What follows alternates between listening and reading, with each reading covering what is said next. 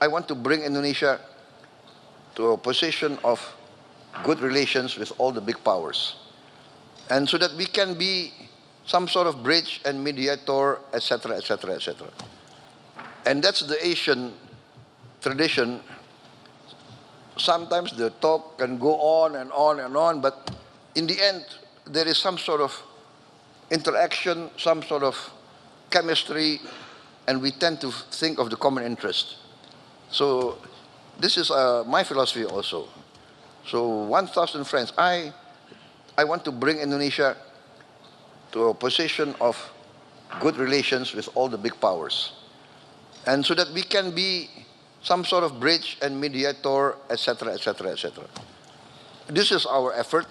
So I announced, when I took over, I announced that I want to carry out a policy of the good neighbor. I want to be a good neighbor to all my neighbors, and even to the outlying powers, the great powers of the world. I want to be on very good terms. I want to respect all the great powers, as I hope they would respect us. Mr. President, you touched on this a little earlier, but one of the most pressing challenges facing the world today is the humanitarian crisis in Palestine. In your view, what does this reveal about the current state of global leadership and diplomacy? Well, I would like to say that, as I said in my first comments, that the situation in Gaza actually is teaching the world that many of the great powers that espouse great ideals now, in the eyes of many in the global south, have fallen short, basically. I mean, for instance, many of the Western powers, Western countries, come to Indonesia 30 years ago and come to us always teaching. You must do this, you must do that. Human rights, you're not very good in human rights. You're not too democratic. Always come and teach us. And we follow them. We follow them. And then, now we see that you come to us, you teach us human rights, but when you see flagrant violation of human rights in front, every day, every night on television, many of those who come to teach us, they keep quiet. So this is saddening, but it is a waking up. It makes us wake up. Oh, so that's it. You tell us we must do this, we must do that, we must do this. And then you violate, or you keep quiet, or you accept these violations. How can a 6-year-old boy or girl be guilty of anything? How can an armed mother be bombed and lose their house and lose everything? It's I think, something that's very hard to digest, actually. And that's why I try to do what I can. That's why I'm traveling tomorrow. Tonight I go to Cairo. I will consult with President Sisi. Then I'm going to Doha, and I go to Amman, consult with King Abdullah, and then people ask why. You are so far away. You are in Indonesia, but I cannot, because my people feel the attack on the innocent people of Gaza, of Palestine, of Lebanon, of Syria, is like attacking them. Indonesia, of course, is majority Muslim, but I feel also that I must contribute what I can. So I already, for instance, I sent a small medical team together with the UAE. We have a medical field hospital. We are participating in that, and we are committed also to build another hospital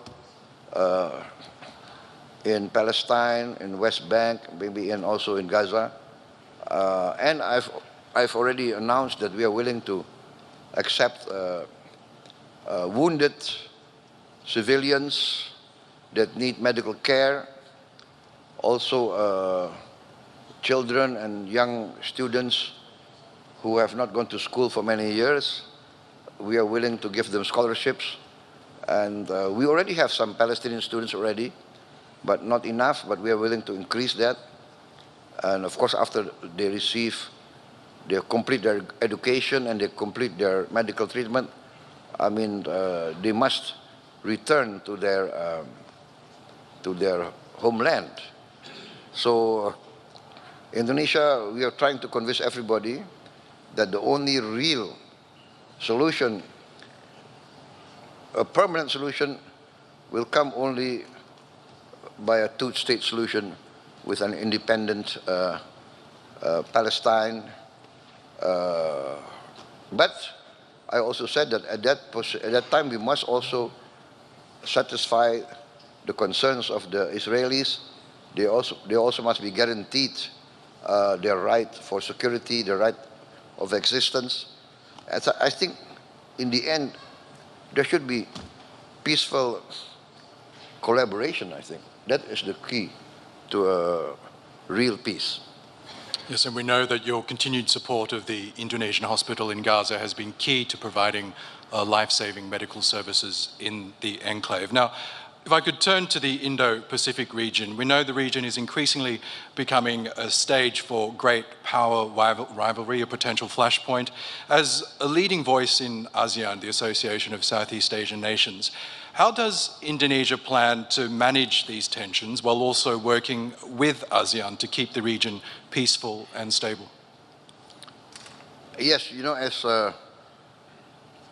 many times in many different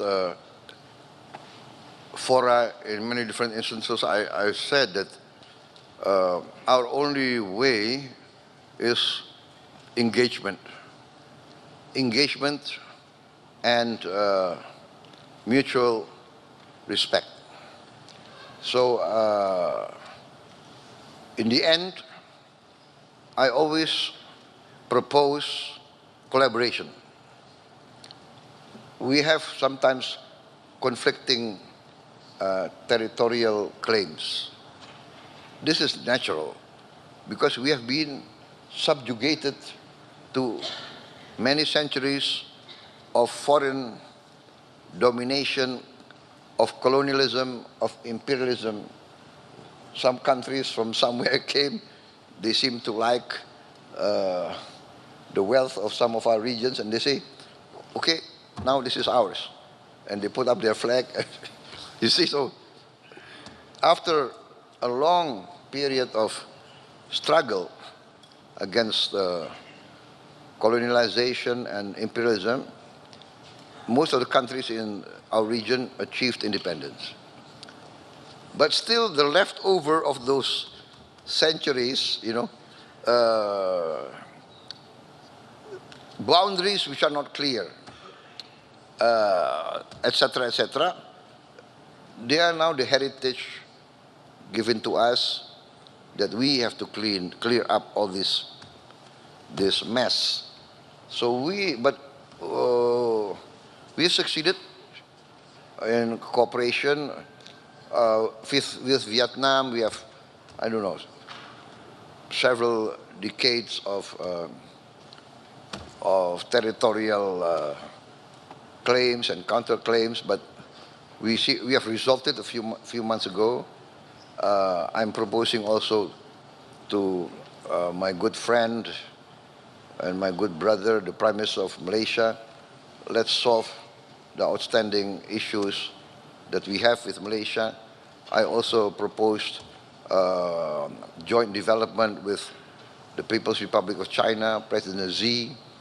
You know, we respect each other's legal position, but in the meantime, why don't we work together, right? We have overlapping maritime areas, zones. For instance, the PRC claim historically for thousands of years, Chinese fishermen have fished in those waters. And we claim for thousands of years, Indonesian fishermen have fished in those waters. So I said to President Xi, why don't we have joint development? You know, let's register how many hundreds of Chinese vessels, how many hundreds of Indonesian vessels, within the framework of the international limitations so that we don't have overfishing. Let's give licenses and everybody benefit. So I told everybody, I said 100% of zero is zero. So might as well work together in the meantime. And President Xi agreed. In fact, he agreed very fast. I proposed this to the Vietnamese, I proposed this to the Malaysians. So this is my approach. Let us work together to achieve common prosperity. Every race, every country, every religion in the world aspire to the same thing. Life, liberty, the pursuit of happiness. Everybody needs the basics. Prosperity, there is no prosperity without peace. So this is my approach. Now, becoming president was a hard-fought battle for you. You pointed out that you contested several elections before finally winning last year. Now that you are leader, what is your vision for Indonesia, a nation of more than 280 million people, highly educated? What do you hope to achieve in your time as president? Number one, I have to safeguard the nation's wealth, our natural resources, our wealth must be safeguarded to protect it and to make it useful for future generations. That's at most, because without the resources, then it's very difficult to achieve prosperity. Number two, we must have wise, correct, and common sense policies. That is the duty of every government, in my opinion. After being an amateur historian, I studied the history of many civilizations. The key to every country's well-being and independence is the ability of every country to guarantee food for its people, food security. And I think this is also the realization of the United Nations. The United Nations several years ago said that the future global crisis will be three. What they say, the FEW, food, energy, and water. So likewise, in Indonesia, I have to guarantee food for my people. Number two, I have to guarantee energy for my people. And then water. Alhamdulillah, thank God, Indonesia, we have abundance of water. We have the other way around. Sometimes we have too much water, and then there's flooding, you see? And that's I would say that's